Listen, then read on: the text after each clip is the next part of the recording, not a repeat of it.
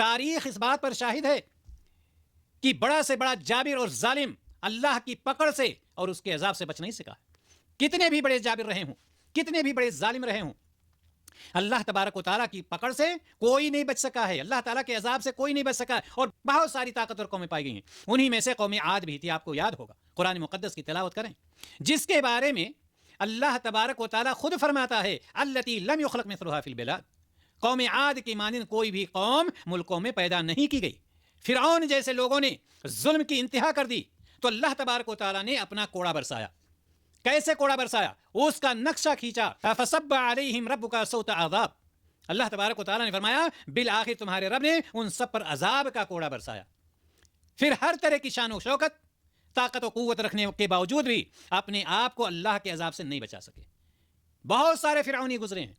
کتنے لوگوں پر ظلم کیا ہے, کتنے لوگوں کو قتل کر دیا گیا, کتنے لوگوں کو مار دیا گیا, کتنے لوگوں کے مال پہ قبضہ کر لیا گیا, مال ہڑپ کر لیا گیا. لیکن کیا کوئی بچ سکا اللہ تعالیٰ کے عذاب سے یا اللہ تعالیٰ کی پکڑ سے؟ نہیں.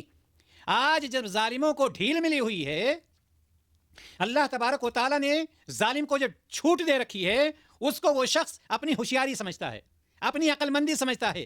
لیکن شاید ان کو پتہ نہیں کہ جب اللہ تبارک و تعالیٰ ایسے ظالموں کو پکڑتا ہے تو پھر سوچنے کا بھی موقع نہیں دیتا, ان کو سنبھلنے کا موقع نہیں دیتا ہے, ان کو تھوڑا سا ٹھہرنے کا موقع نہیں دیتا ہے, فوراً ان کی گرفت کر لیتا ہے.